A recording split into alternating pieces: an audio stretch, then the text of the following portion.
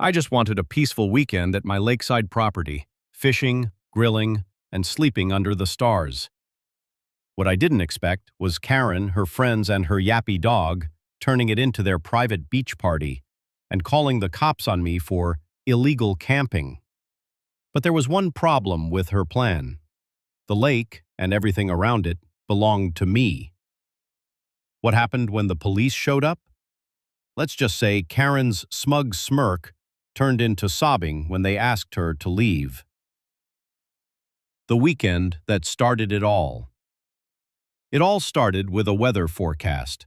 Clear skies, low humidity, and not a single cloud for miles. For someone like me who owns a 12-acre property surrounding a private lake, that was code for one thing: camping weekend. I packed light: tent, fishing rod, cooler, firewood, and a good thriller novel. I even turned my phone on silent. After weeks of stressful meetings at the architecture firm I co-run, I was overdue for some off-grid time. Now let me be clear, this wasn't just any lake. This was Lake Raymond, nestled in a semi-rural area outside town. It used to be part of an old quarry site my late uncle purchased decades ago. When he passed, the land and all water rights transferred to me. I had paperwork to prove it: deeds, water easements, even a survey map stamped by the county. Legally, I owned the lake. And most people in the nearby neighborhood respected that. Most people. Not Karen Delaney. Karen was the unofficial HOA queen from the subdivision across the road. Her house didn't even face the lake, but she somehow believed the universe had appointed her guardian of everything scenic. If she wasn't chasing off kids with kites, she was arguing with teens about paddleboarding too loudly. I'd heard the stories. I just didn't think I'd become one. Saturday morning, I pitched my tent in the shade near the lake's east side. I fired up the grill and started preparing some marinated chicken thighs. As the scent rose through the trees, I couldn't help but sigh in satisfaction. I was finally relaxing. Then I heard the music. Not soft country tunes. No, this was blast the subwoofer club music. Around 11:30 a.m., a convoy of SUVs rolled up to the opposite side of the lake, where a public dirt road dead-ended near the tree line. The vehicles parked haphazardly, and people, about 10 of them, started unloading coolers, umbrellas, Bluetooth speakers, and even a bounce house for kids. One of them was Karen. She was wearing huge white sunglasses and barking orders like she was coordinating a music festival.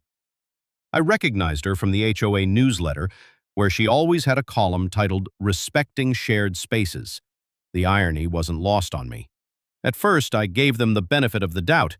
Maybe they had permission from someone on the road association to use that entry point. But then I noticed her German Shepherd running loose, right into my campsite. It knocked over my cooler and started drinking the water out of my dog's bowl. I calmly walked over and waved. "Hey there. I think your dog wandered a little far. Also, just a heads up, this is private property." Karen looked up, squinting through her bug-eyed glasses.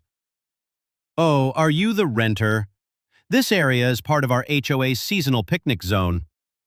"Actually," I said, trying to stay polite, "this lake and the land around it is privately owned, by me." She laughed like I'd told her I owned the moon. "Honey, you can't own a lake," she scoffed. "This is public access. It's in our HOA mapbook." I pulled out my wallet and showed her a laminated card from the county land registry, clearly stating Raymond Lake Private Access, owner Joshua Reeds. Karen didn't even blink. "Fake. You can print anything these days." I was stunned. "Ma'am, I'm just asking you and your group to move back to the road entrance. I don't mind if you enjoy the lake, but you're trespassing on this side." That's when Karen dropped the bomb. "You're camping here without a permit. I'm calling the sheriff." It was almost comical, her on the phone frantically describing me like I was some woodland squatter threatening suburban families. She even told them I brought weapons, my fishing pole, and was harassing children. I'd barely said 10 words.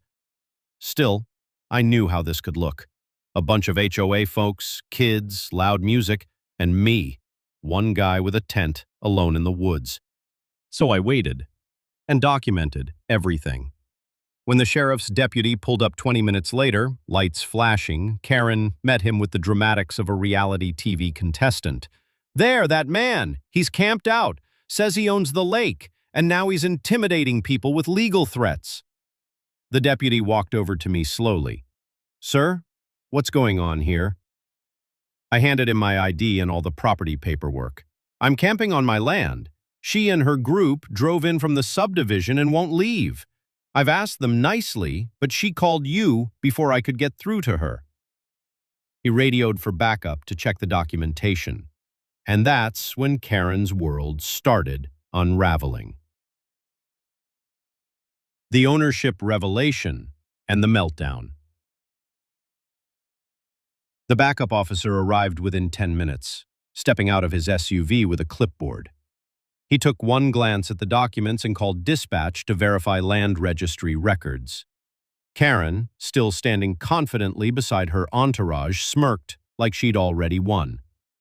"Trust me," she said loud enough for everyone to hear. "This guy's just some wannabe wilderness dude trying to scare people with fake papers." I didn't respond. See, I'd learned long ago that the best way to deal with a Karen is to let her dig her own hole. And boy, was she tunneling fast. The deputy returned from his car with a new tone. "Ma'am," he said, "we just got confirmation from the county assessor's office. This land, including the lake shore you're on and the part where you parked, is privately owned by Mr. Joshua Reeds here." Karen blinked, confused. No, that can't be. I have the HOA handbook. It shows this lake right here on the map." The deputy nodded. "That's nice, but the HOA doesn't override county property lines. Unless you can provide legal deed records, I'm afraid you and your guests are trespassing." The color drained from her face. But he's camping here. That has to be illegal. You said so earlier." The officer sighed. "Again, camping is not illegal on your own land, ma'am. What is illegal is bringing a party, animals, sound equipment, and vehicles onto someone else's private property without permission." A few people from her group started whispering among themselves.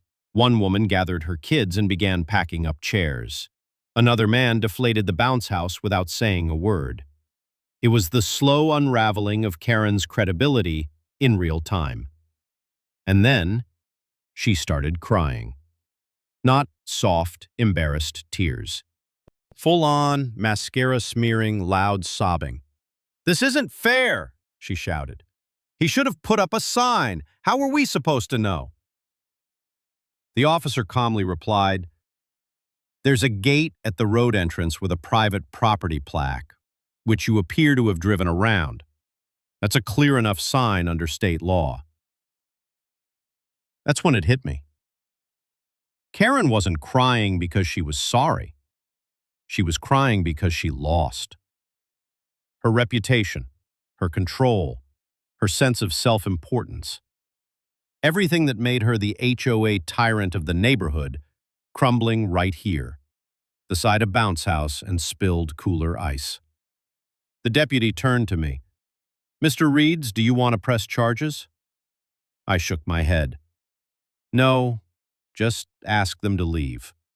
This was supposed to be a relaxing weekend. But I did have one final touch.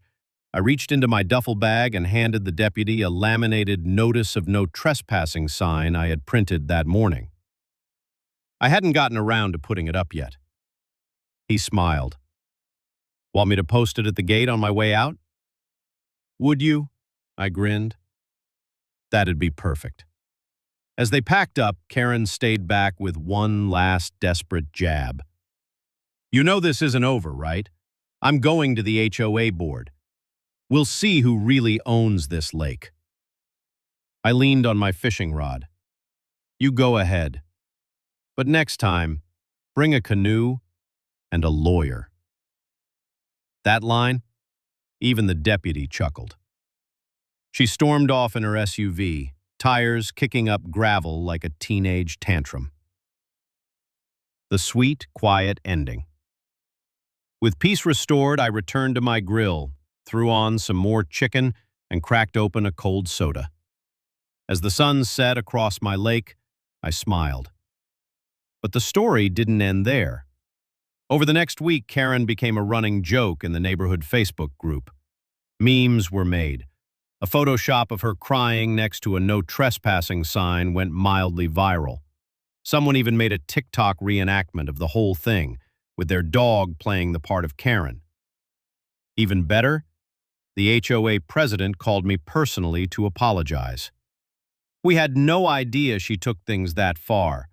She's stepping down from the events committee. Voluntarily. I didn't need revenge. Reality had done it for me.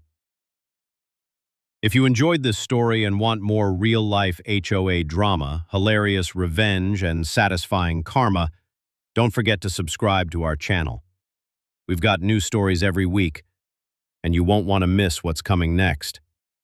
Hit that bell icon too, because the next Karen meltdown might just be the best one yet.